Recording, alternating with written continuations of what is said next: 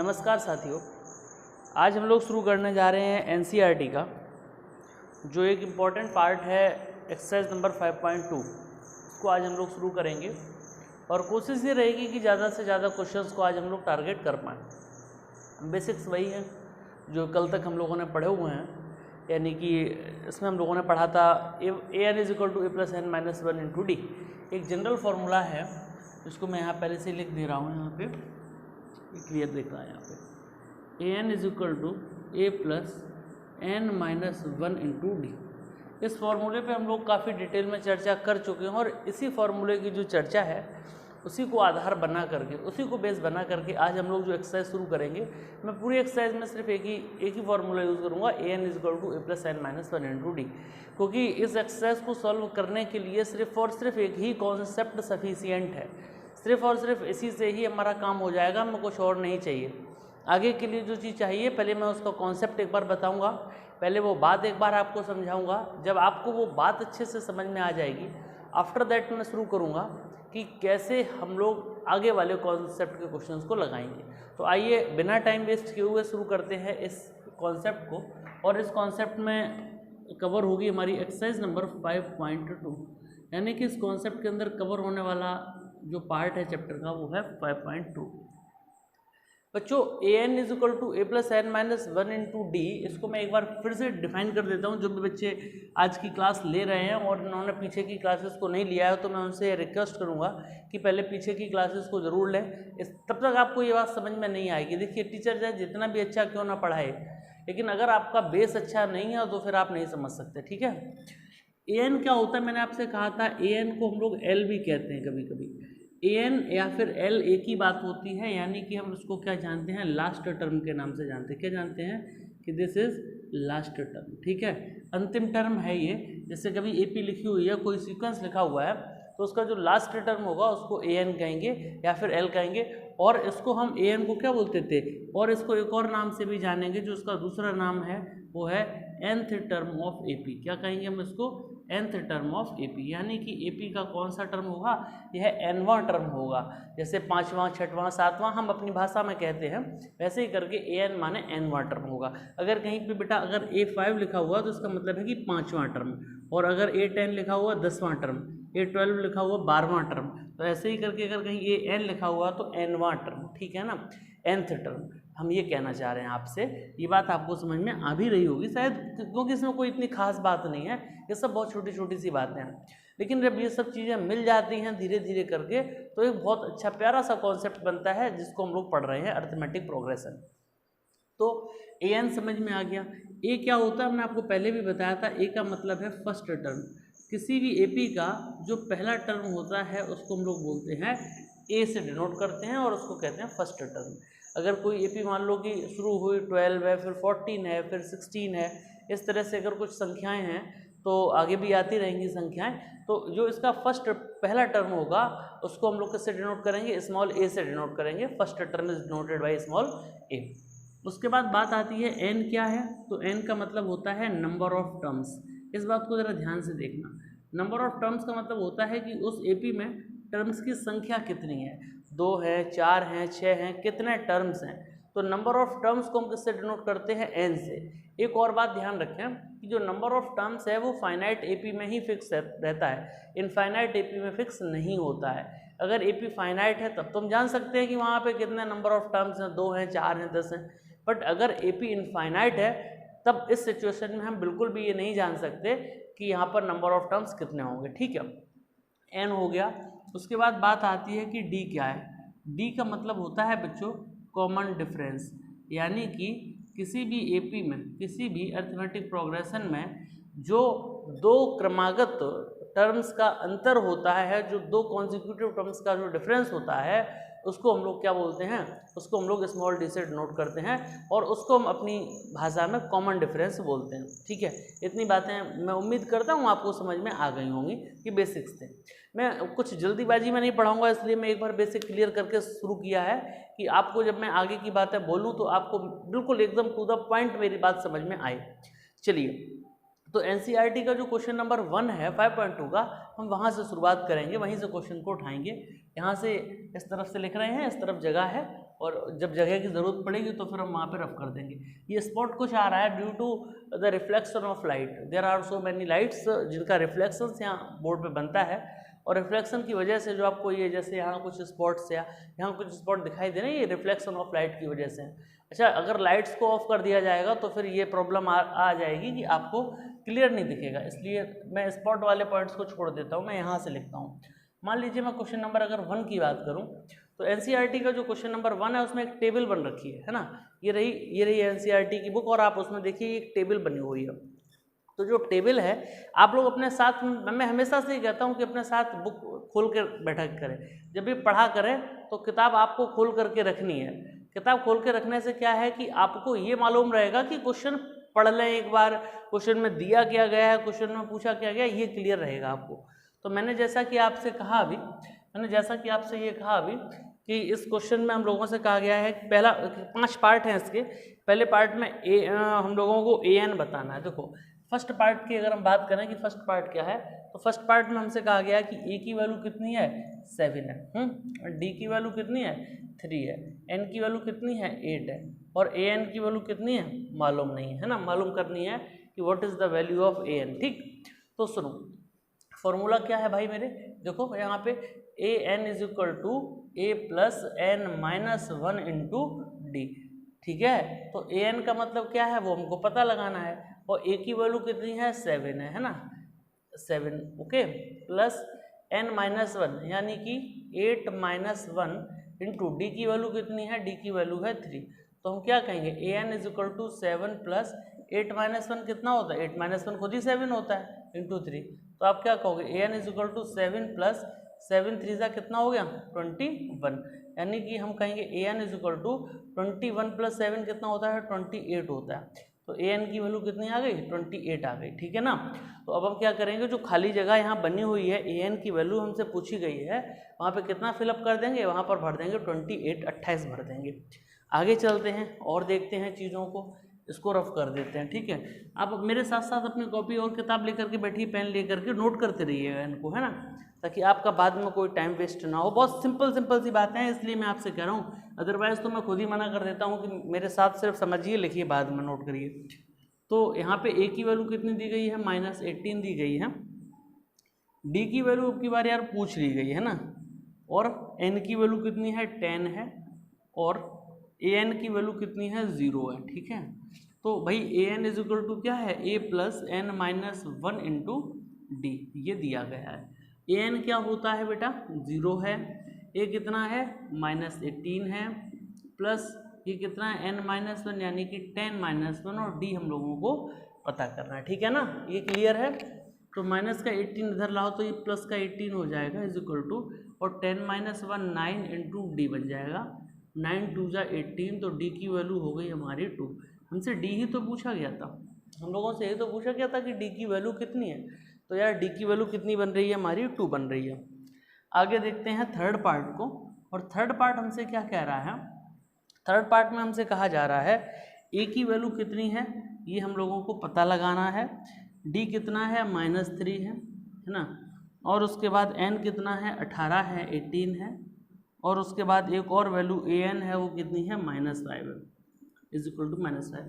कोशिश किया करें कि आप खुद से भी 1-2 सवाल लगाएं, बिल्कुल भी मेरे भरोसे ना रहें, है ना। प्रधानमंत्री जी ने कहा है आत्मनिर्भर बनना है, तो आत्मनिर्भर बनो यार, ठीक है, खुद से किया करो सवालों को। an is equal to a plus n minus 1 into D. ठीक है, आत्मनिर्भर कैसे बनना है, वीडियो को पॉज कर देना है और फिर खुद से क्वेश्चन को सॉल्व करना है। अगर आ जाए तो अच्छी बात है, नहीं तो फिर मेरे ऊपर निर्भर हो जाना, फिर वीडियो को प्ले करके देखना कि कैसे सवाल सर ने सॉल्व किया है। आइए हम करते हैं इसको। an कितना है -5 है, a की वैल्यू कितनी है मालूम नहीं है, n -1 यानी 18 -1 है ना, और d कितना है मेरे प्यारे बच्चों -3 है। तो d -3 ऐसे लिखना ब्रैकेट में, ताकि ये यहाँ पर क्लियर हो सके कि हम मल्टीप्लाई करा रहे हैं। ठीक है, नहीं तो मालूम चला कि आपने जल्दीबाजी में आकर के घटा दिया उसमें से। आपको, ठीक है। 18 माइनस 1 किया 17, फिर -3 कर दिया, ऐसा गलती नहीं होनी चाहिए। ये कितना है -5 is equal to a plus, देखो 18 माइनस 1 कितना होता है 17, और 17 3 सा 51, और ये पॉजिटिव ये नेगेटिव तो बनेगा माइनस का 51, तो मैं इसको क्या कहता हूँ माइनस का 51 कहता हूँ। तो a इज देखो ये -51 इधर आ गया प्लस का 51, और 51 में से 5 गई तो कितनी बची 46, यानी कि 46। तो बालकों देखो यहाँ बोर्ड पे a की वैल्यू कितनी आ गई 46 आ गई, 46 आंसर है इसका, a इज इक्वल टू 46। चलिए तो हमने कितने किए, एक ये किया, दूसरा ये किया, तीसरा ये कर दिया, 3 हमने कर दिए। चौथा पांचवा और कर ही दें, क्योंकि कुछ बच्चे ऐसे भी होंगे जो ये सोच रहे होंगे कि सर पांचों ही निपटा दो आप आराम से, हम क्यों मेहनत करें। लेकिन कुछ बच्चे ऐसे भी होंगे जो कह रहे होंगे कि सर बस कीजिए आप, अब हम कर लेंगे। हाँ मुझे मालूम है दोनों तरह के बच्चे होते हैं, लेकिन आप सब बच्चे बहुत अच्छे हो, आप करने की कोशिश करते हो, ये अच्छी बात है, ठीक है।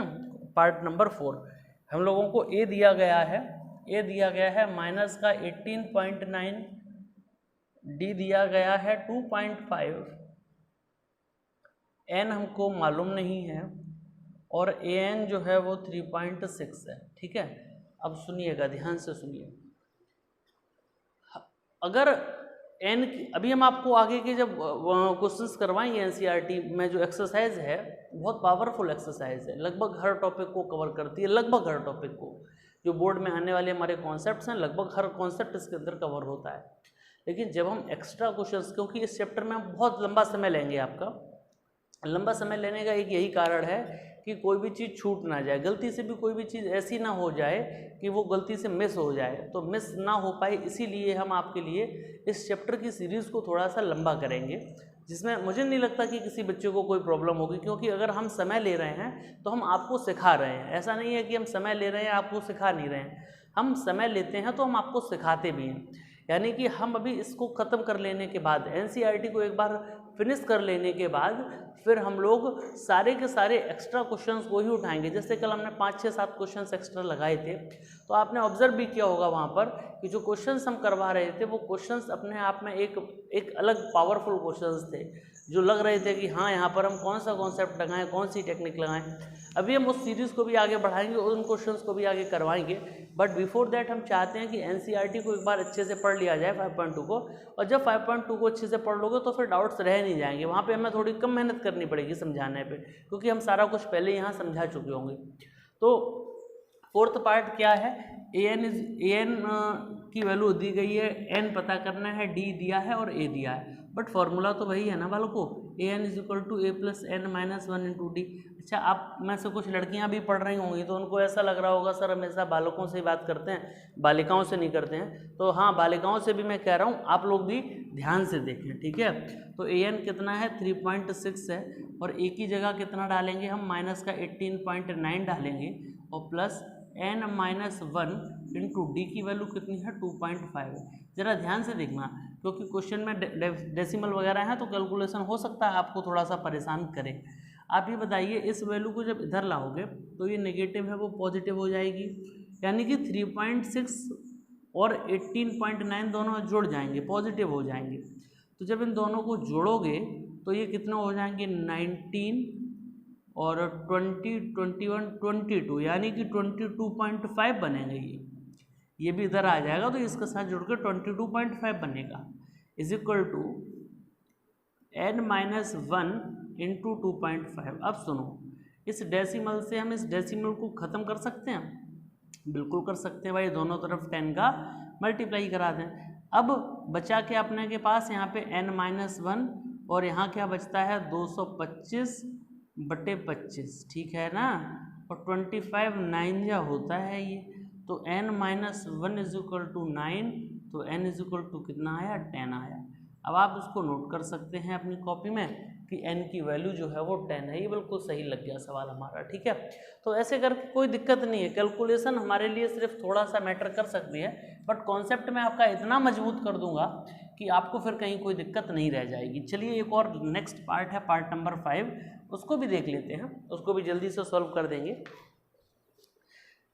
क्वेश्चन ये कह रहा है कि a की वैल्यू है 3.5, डी कितना है 0 है, n कितना है 105 है और an कितना है पता लगाना है कि what is the value of an।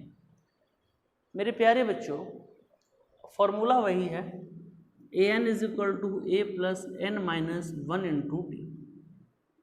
an की वैल्यू कितनी है मालूम करनी है, a की वैल्यू कितनी है 3.5 प्लस n माइनस 1 यानी कि 105 में से एक गया और d कितना है 0 है। an is equal to 3.5 plus 105 में से एक गया तो 104 हो गया और 104 को जब 0 से मल्टीप्लाई किया तो सब कुछ 0 हो गया, क्योंकि कोई भी वैल्यू आपको पता है कि कोई भी वैल्यू 0 से मल्टीप्लाई होकर के वो सबको 0 कर देती है, सब कुछ खत्म, ठीक है ना। तो जैसे आप कितने भी अच्छे लड़के हो लेकिन अगर आप किसी बुरे लड़के से दोस्ती कर लो तो ये सब कुछ खत्म हो जाएगा, सब 0 हो जाएगा। मेरे समझाने का मतलब ये था कि हमें हमेशा दोस्ती अच्छे लड़कों से करनी चाहिए, हमें हमेशा संगत अच्छे लोगों की करनी चाहिए। इसीलिए जैसे ये 105 माइनस 1 ये कितना हो गया 104 हो गया, लेकिन जैसे ही ये 0 से मल्टीप्लाई हुआ ये पूरी की पूरी वैल्यू 0 हो गई। यानी कि हम क्या कहेंगे an is equal to 3.5 plus 0 यानी कि 3.5। मेरे कहने का मतलब है कि nth टर्म इसका कितना होगा 3.5 होगा। अब मैं उम्मीद कर सकता हूँ कि कोई भी ऐसा बच्चा नहीं होगा, भले ही वो कितना भी वीक क्यों ना हो मैथ में, जिसको इस क्वेश्चन में कहीं कोई प्रॉब्लम रही होगी। मैंने बहुत डिटेल में बहुत डीप डिस्कस करके आपको ये बात समझा दी है। आइए चलते हैं क्वेश्चन नंबर 2 की तरफ। क्वेश्चन नंबर 2 क्या है आप लोग एक बार तब तक पढ़ लीजिए, मैं इसको रफ करके आगे क्वेश्चन आपको समझाता हूँ। क्वेश्चन नंबर 2 क्या कह रहा है देखिएगा। क्वेश्चन नंबर 2 ये कह रहा है कि आप लोगों को यहाँ पर 4 ऑप्शन दिए गए हैं जिसमें से एक ऑप्शन सही है और उस सही ऑप्शन का पता लगाना है, ये करना है। Choose the correct choice in the following and justify. एक एपी दी गई है 1074 और इसका 30th टर्म चाहिए है। क्वेश्चन नंबर 2 की मैं बात कर रहा हूँ जिसका पार्ट नंबर 1 मैं आपके सामने सॉल्व करने जा रहा हूँ। क्वेश्चन ये कह रहा है एक एपी दी गई है 1074 है ना, 10 है 7 है 4 है, फिर आगे भी चल रही होगी ये। इस एपी का 30वां टर्म कितना होगा, इस एपी का 30th टर्म कितना होगा, we have to explain it, prove it कर, इसको प्रूव करना है कि इस एपी का 30वां टर्म कितना होगा। तो आप जानते हो यहाँ ए की वैल्यू 10 है और यहाँ डी भी निकाल सकते हो। डी ऐसे निकलता है a2 माइनस a1 करके, यानी कि यहाँ पे 7 माइनस 10 करके निकलेगा, यानी कि डी की वैल्यू -3 आ जाएगी, ठीक है ना। और यहाँ पर हमको क्या चाहिए a30 की वैल्यू चाहिए, 30वां टर्म चाहिए। तो जब हमको 30वां टर्म चाहिए है तो इसके लिए n कितना हो जाएगा, n यही तो होगा, n की वैल्यू 30 ही तो होगी, क्योंकि हमें जब 30वां टर्म चाहिए है 30th टर्म चाहिए है तो n की वैल्यू कितनी हो रही होगी 30 हो रही होगी। ये बात भी समझनी ज़रूरी थी। फॉर्मूला है हमारे पास an is equal to a plus n minus 1 into D, जिसको हम अप्लाई करेंगे तो an की वैल्यू कितनी आ रही प्यारे बच्चों, an की वैल्यू आ रही है, हमको मालूम करनी है an की 30 लगा करके, यानी कि हमको चाहिए a30। तो जब हम n की जगह 30 डाल रहे हैं तो वैसे भी आपको पता है हर जगह 30 हो जाएगा। a कितना है, a की वैल्यू है 10 है ना, और प्लस n की जगह कितना 30 माइनस 1 और d की वैल्यू कितनी है मेरे भाई, d की वैल्यू जो है वो है -3। ओवरऑल मैं ये कहना चाहता हूँ कि a30 is equal to 10 plus ये कितना है 29 और ये कितना है -3, यानी कि हम कह सकते हैं a30 इज इक्वल टू 10, 29 3 जा 87 सॉरी है ना, ये बन गया 87, यानी कि a30 इज इक्वल टू आ गया हमारा -77। आप देख लीजिए ऑप्शन में -77 जरूर दिया होगा, जहाँ पे भी 77 दिया हो माइनस का उसको सही टिक कर दीजिए, that is the correct answer, ठीक है। शायद थर्ड ऑप्शन है सी। किसी बच्चे को कोई दिक्कत हो परेशानी हो तो मुझे बताइएगा। कुछ बच्चों से मैं फीडबैक लेता हूँ जब फ़ोन करके या उनसे व्हाट्सएप के थ्रू उनसे बात करता हूँ तो वो बच्चे बताते हैं कि सर बिल्कुल क्लियर समझ में आ रहा है, कहीं कोई दिक्कत नहीं है। तो मुझे ऐसा लगता है कि जो चीज़ें चल रही हैं वो बहुत अच्छे से चल रही हैं, किसी बच्चे को कोई प्रॉब्लम नहीं होगी, ठीक है। बस आप लोग घर पर थोड़ी मेहनत करते रहिएगा। इसकी हम आपको एक प्रैक्टिस शीट भी दे देंगे 1-2 दिन में, थोड़ा सा पढ़ा लें फिर उसके बाद एक प्रैक्टिस शीट दे देंगे, आप उसको घर पर लगाइएगा और देखिएगा, अपने आप को एग्जामाइन कीजिएगा कि कितना आप सीख पाए, कितना आप जान पा रहे हैं, ठीक है। एक और इसका सेकंड पार्ट है वो भी बता देते हैं, जल्दी से निपटा दे रहे हैं सेकंड पार्ट इसका। सेकेंड पार्ट ये कह रहे हैं कि एपी का 11वां टर्म बताइए, what is the 11th term of the given AP. AP है -3 -1/2 -3 -1/2 है ना, ऐसे ही करके दिया है। आगे कितना 2 दिया है। और फिर आगे कह रहे हैं और आगे क्या आएगा। इस एपी में कभी ना कभी 11वां टर्म भी तो आएगा, जैसे पहला दूसरा तीसरा, ऐसे कभी 11वां टर्म भी आएगा। तो जो 11वां टर्म आने वाला है वो क्या होगा ये बताना है। What is the value of 11th term. तो मैं क्या कहूँ 11th टर्म को, A11 ही तो कहूँगा, ये तो पता करना है। और A कितना है मेरे भाई -3 है, D कितना है वो होता है A2 - A1, यानी कि D की वैल्यू है इसमें से इसको घटाने पे मिलेगी -1/2 माइनस का 3। देख रहे होगे आप, मैं ब्रैकेट का प्रॉपर यूज़ करता हूँ ताकि कहीं कैलकुलेशन में कोई गलती ना हो जाए। -1/2 आपको ये आदत डालनी है, मैं आपको सिखाने की वजह से ये लिखता हूँ ताकि आपको भी ये आदत पड़ जाए कि हम जब भी कैलकुलेशन करें तो सारे साइन और ब्रैकेट्स का प्रॉपर यूज़ करें। तो ये माइनस प्लस का 3 हो जाएगा। और अगर D की वैल्यू आप निकालोगे यहाँ से तो 5/2 आएगी। देखो कैसे 5/2 पता चला। कभी कभी ये सब इतनी कैलकुलेशन मायने नहीं रखती, क्योंकि 1 या 2 नंबर का सवाल है या ऑब्जेक्टिव सवाल है, तो हम कितनी जल्दी चीज़ को कर सकते हैं, मैटर ये करता है हम कितनी जल्दी कर सकते हैं। तो जल्दी करने के लिए आपको एक ज्ञान होना तो ज़रूरी है ही, लेकिन उसके साथ साथ एक आपको व्यवहारिक ज्ञान भी होना चाहिए। व्यवहारिक ज्ञान का मतलब होता है कि हम वहाँ पर कितनी जल्दी बात को पकड़ पा रहे हैं कि सवाल पूछ क्या रहा है। जैसे हमसे कहा 3 ये है और ये आधा है, क्योंकि आधा 1/2 माने क्या होता है, आधा होता है। आधा माने हाफ होता है, हम हाफ बोलते हैं अपने अपने भाषा में, ठीक है। तो जब ये 3 है और 3 में से किसी को आधा दे दिया तो हमारे पास बचा कितना, 2.5 तो बचा। अरे बोलो यार, मम्मी कहती है ना 2.5 किलो आलू लाना, 1.5 किलो टमाटर लाना, मार्केट जा रहे हो तो क्या यही तो बोलते हैं। 2.5 और 1.5 जो है वो हम लोगों की प्रचलन है, भाषा है हम लोगों की, 2.5 और 1.5 वाली। 2.5 माने होता है 2 और आधा, और 1.5 माने होता है 1 और आधा। तो जब हमने 3 में से आधा घटाया तो कितना बचा, 2.5। और 2.5 होता कितना है सही मायने में, अगर 2.5 को लेके तो 2.5 का मतलब होता है 2 और आधा। 2 और आधा माने 2 सही 1/2, यही तो कहोगे। और इसको कितना कहोगे, 2 दूनी 4 और 1 5/2। तो मैंने डायरेक्ट यहाँ लिख दिया था 5/2। ऐसे आपको प्रॉब्लम नहीं होनी चाहिए, आप सब समझदार हो, आपको ये बात मालूम होनी चाहिए, ठीक है। तो हमने A निकाल लिया, D निकाल लिया, और हमसे पूछा क्या गया था कि 11वां टर्म कितना होगा। तो n की वैल्यू कितनी डाल रहे होंगे हम यहाँ पर, 11 डाल रहे होंगे। तो मेरे प्यारे बच्चों, an इज इक्वल टू हम कहते हैं a plus n minus 1 into D, और हम कहते हैं an की वैल्यू हमें चाहिए है, a की वैल्यू हमको दी गई है -3 और प्लस n माइनस 1 यानी 11 माइनस 1, और d की वैल्यू कितनी है प्यारे बच्चों, 5/2 है। कितनी है मेरे भाई, 5/2 है।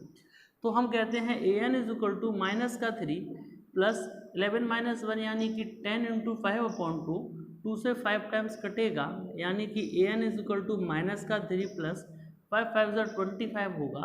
और हम जानते हैं कि 25 में से 3 घटने पर 22 आता है, यानी कि हमारा आंसर जो है वो 22 होगा। ऑप्शन में मिला लीजिए, कहीं ना कहीं 22 हमको ज़रूर मिल रहा होगा। किसी बच्चे को कोई प्रॉब्लम, अगर प्रॉब्लम हो तो कमेंट करें, लिखें उसमें कि सर हमें प्रॉब्लम है, हमें ये बात समझा दीजिए। अदरवाइज़ हम आगे चलते हैं, क्वेश्चन नंबर 3 की तरफ मूव करते हैं। चलिए, कोई बच्चा ये नहीं कह सकता है कि सर आपने एक भी ऑप्शन छोड़ दिए, एक भी क्वेश्चन छोड़ दिए। मैंने सभी क्वेश्चन के सभी पार्ट भी करवाए हैं, इसलिए ज़रा ध्यान से आप लोग उसको नोट करें अपनी कॉपी में। क्वेश्चन नंबर 3 और थोड़ा सा टाइम लेगा, इसके बाद 4 5 6 ये सब इतने अच्छे क्वेश्चन हैं, ये सब इतने सरल क्वेश्चन हैं, जल्दी जल्दी होते चले जाएंगे, ठीक है। थर्ड क्वेश्चन में काफ़ी पार्ट्स हैं, इसलिए मैं थोड़ा इसको डिटेल में समझाता हूँ। पहले लिखा है 2, फिर एक खाली बॉक्स है, फिर लिखा है 26। क्या लिखा है, 2 लिखा है ना, थर्ड क्वेश्चन की मैं बात कर रहा हूँ। 2 लिखा है, फिर एक बॉक्स दे दिया गया है, और फिर यहाँ पर 26 लिख दिया गया है। मेरे कहने का तात्पर्य है, मेरे कहने का मतलब यह है कि मुझे इस बॉक्स में कितना लिखना है कि ये एक एपी बन जाए, ये बताना है। बताइए, एपी बनने के लिए क्या एक कंडीशन है जो सेटिस्फाई होनी चाहिए। आप सभी का आंसर है कि sir common difference would be same, common difference जो है वो बराबर रहना चाहिए, यानी कि जो इसमें से इसको घटाने पे आ रहा हो वही इसमें से इसको घटाने पर भी आना चाहिए। बिल्कुल सही कह रहे हो आप सब, आपकी सबकी बात बिल्कुल सही है। I am very satisfied with all of you, ठीक है। लेकिन सवाल तो ये है कि ये हो कैसे। तो आप लोग हमें एक बात बताओ, काफ़ी सारे बच्चे इसको करने का दिमाग भी लगा सकते हैं, कर सकते हैं, लेकिन हम आपको जो बता रहे हैं उसको सुन लो 2 मिनट के लिए। फर्स्ट, सेकंड, थर्ड, ये क्या है? तीसरा टर्म है A3। तीसरे टर्म को A3 तो कहते हो। अब कोई ऐसा बच्चा तो नहीं है जिससे यही मालूम ना हो यार कि तीसरे टर्म को A3 कहते हैं, ठीक है, इसलिए ध्यान से सुनना। थर्ड टर्म को क्या कहते हैं? A3। A3 is equal to, इसको हम क्या कहते हैं अपनी भाषा में? A+2D। A3 का मतलब क्या होता है? A+2D। A3 का मतलब A+2D होता है। इस बात से सभी लोग सहमत हो? किसी को कोई दिक्कत तो नहीं? चलो, A3 है कितना? 26, और A कितना है? पहला टर्म 2, +2 इंटू D कितना है? हमको नहीं मालूम। बात सबको समझ में आ रही है? सबको समझ में आ रही है? कहीं कोई दिक्कत नहीं। इस 2 को यहाँ लाओगे माइनस होगा, 26 माइनस 2 बराबर कितना? 2 इंटू D। 26 में से 2 गया, कितना बचा? 24 is equal to 2 into D। 2 से ये कटेगा 12 टाइम्स। हम कहते हैं कि D की वैल्यू 12 आ रही है। आप बताइए, कोई प्रॉब्लम तो नहीं किसी बच्चे को? D की वैल्यू 12 निकल आई। D की वैल्यू 12 निकल आई, तो अगर हम इस टर्म में D जोड़ दें तो हमें ये मिल जाएगा, क्योंकि अगला टर्म प्राप्त करने के लिए मैंने बताया है कि हम एक कॉमन डिफरेंस होता है D, जिसको जोड़ देते हैं। तो 2 में अगर हम 12 और जोड़ दें तो ये कितना बन जाएगा? 14 बन जाएगा, यानी कि इस बॉक्स में 14 लिखा जाना चाहिए, पहली बात। दूसरी बात, अगर आपको नहीं लगता कि ये सही है तो आप चेक कर सकते हैं, क्रॉस चेक कीजिए। 26 में से 14 जाएगा तो 12 बचेगा, और 14 में से 2 जाएगा तो भी 12 बचेगा, यानी कॉमन डिफरेंस सेम आ रहा है। मतलब मेरे कहने का बिल्कुल स्पष्ट हो गया कि हमने जो वैल्यू यहाँ लिखी है वो बिल्कुल ठीक है। किसी बच्चे को कोई प्रॉब्लम नहीं होनी चाहिए। ऐसे करके मैं आपसे एक बात पूछ लेता हूँ, बताइए, अगर यहाँ पर लिखा हुआ है 7, यहाँ पर मैं कितना लिख दूँ कि ये एक AP बन जाए? ठीक है, कि ये एक AP बन जाए। आंसर बता सकते हैं जल्दी से? अगर कोई बच्चा आंसर दे सके तो कमेंट सेक्शन में लिखिएगा कि सर इसका आंसर कितना होगा। और अगर कमेंट सेक्शन में लिखने में दिक्कत आ रही है, नहीं लिख पा रहे हो, नहीं आ रहा है, तो बोर्ड पे देख लो। क्या करोगे आप? बस इतना सा ध्यान रखो, आप बस इतना सा ध्यान रखो कि यहाँ पर जो वैल्यू आनी होगी, यहाँ पर वो इसका और इसका जितना अंतर होगा और इसका और इसका जितना अंतर होगा वो सेम होगा, डिफरेंस बराबर होगा। तो मैं थोड़ी देर के लिए मान लूँ कि यहाँ x आएगा, मैं थोड़ी देर के लिए मान लूँ कि यहाँ x आएगा। बताओ, शॉर्ट ट्रिक सीखो, शॉर्ट ट्रिक। मैं थोड़ी देर के लिए मान लूँ कि यहाँ x आएगा, कोई दिक्कत तो नहीं। तो जब मैं x में से 7 को घटाऊंगा, जो वैल्यू मिलेगी वही मुझे 28 में से x को घटाने पर वैल्यू मिल रही होगी। इस बात से सभी लोग सहमत हो कि नहीं हो? ठीक है। और अगर मैं इस x को इधर लाऊं तो इस x के साथ जुड़कर 2x बनेगा, और ये 7 वहाँ जा कर के क्या होगा प्यारे बच्चों? 35 जुड़ जाएगा 28 के साथ, तो 35 बन जाएगा, और ये कट के 17.5 हो जाएगा, यानी 17/2। तो इस x की जगह कितना आना चाहिए? x की वैल्यू 17/2 होनी चाहिए, यानी कि हम इसको कह रहे होंगे 17/2। ये मैंने आपको शॉर्ट ट्रिक बता दी, और आप इस शॉर्ट ट्रिक को अगर यहाँ भी अप्लाई करते तो यहाँ पे भी आंसर आ जाता। आप इस बॉक्स के अंदर x मानते तो आप कह रहे होते कि x - 2 इक्वल होना चाहिए 26 - x के, तब आप कहने लगते कि ये x को हम इधर ले आए तो ये 2x हो जाएगा, ये 2 वहाँ आकर जुड़ जाएगा तो 26 और 2 28 हो जाएगा, ये कट के 14 हो जाता। तो सीधी वैल्यू मिलती कि हम x की जगह कितना लिखते? 14 लिख रहे होते। बेटा मेरे पास बहुत सारे तरीके हैं, I have a lot of methods in which I can explain this thing to you, but मैं ये चाहता हूँ एक सेकेंड बेटा, एक कॉल आ रही है, मैं बात कर लूँ ज़रा। तो मैं आपसे ये कह रहा था कि अगर ऐसा कोई भी क्वेश्चन हो तो हम अपनी मर्जी से भी कोई टेक्निक अगर लगाना चाहें, कोई तरीका अगर लगाना चाहें तो लगा सकते हैं, कोई उसमें ऐसा इशू नहीं है। ठीक है, बहुत सारे तरीके होते हैं, हर बच्चा अपना एक अलग तरीका बना भी सकता है। आपको बस कॉन्सेप्ट क्लियर होना चाहिए। कॉन्सेप्ट जितना मजबूत, आपका आंसर उतना सटीक आएगा, उतना जल्दी आएगा। सेकेंड पार्ट देख लीजिए इसका, मैं थर्ड क्वेश्चन का सेकेंड पार्ट बता रहा हूँ।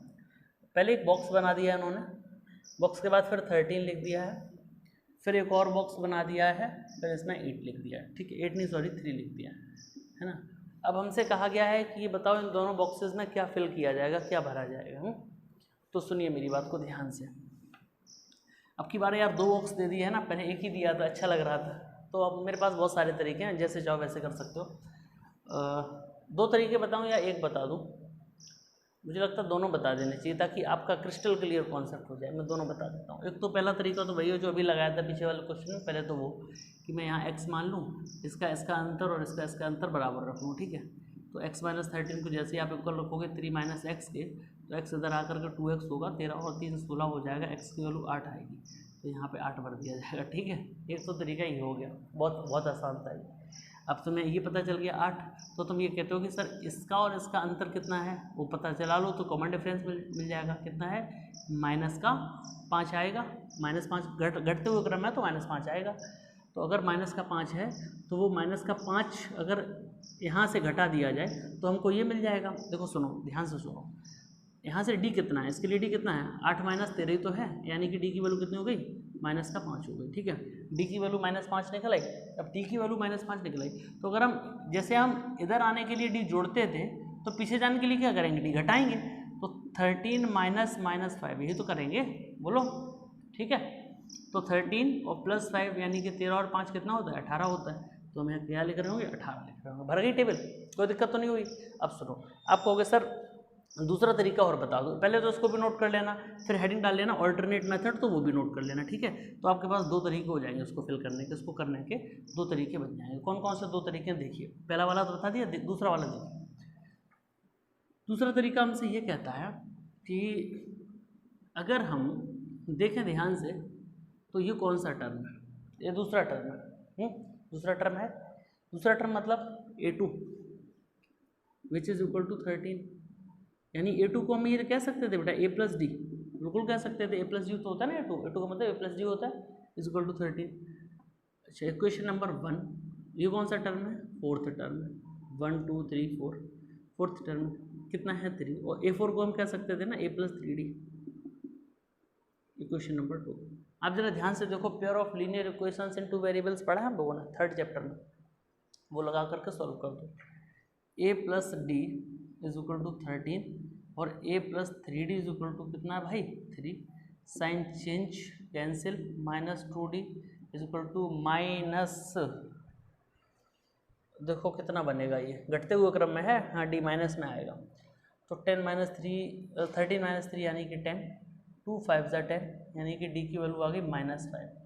d की वैल्यू -5 आ गई, d की वैल्यू -5 आई, इसको यहाँ पुट करो तो a निकल आएगा, क्योंकि a प्लस डी कितना था? 13 था। तो a प्लस कितना? -5 इज इक्वल टू कितना हो गया? ये 13 हो गया। तो a इज इक्वल टू कितना हो गया? 13 + 5 यानी कि 18 हो गया। a और d दोनों, बस 2 ही चीज़ें जीवन में, 2 ही चीज़ों की ज़रूरत है। मैंने कल भी कहा था आपसे AP में a और d, अगर ये पता है तो तुम कुछ भी कर सकते हो। फिर a की वैल्यू कितनी? 18 लिख दो यहाँ पे 18, और d कितना आया था? -5। 5 इसमें से घटाया ये आया, फिर इसमें से 5 घटा दो ये आया, बन गया। चाहे जैसे जैसे आपकी इच्छा करे, जैसे आपका मन करे, आप वैसे इसको कर सकते हो। कोई ऐसा रेस्ट्रिक्शन नहीं है कि आप किसी पर्टिकुलर मेथड के थ्रू ही जाओ। तो 3rd क्वेश्चन के बाकी बेटा अभी 3 पार्ट और बचे हैं। 3 में से आप इसके 1-2 और कर पाएँ तो आप कर लीजिए, ना कर पाएँ तो कोई बात नहीं, फिर मैं करवा दूंगा। और कल हम लोग इसी कॉन्सेप्ट को आगे बढ़ाते हुए आगे की तरफ मूव करेंगे, ठीक है। कोशिश कीजिएगा एग्जाम्पल्स वगैरह करने की, एग्जाम्पल वैसे भी आपको ही करने हैं, ठीक है। तो आज के लिए इतनी रखते हैं। Okay, bye bye, thank you.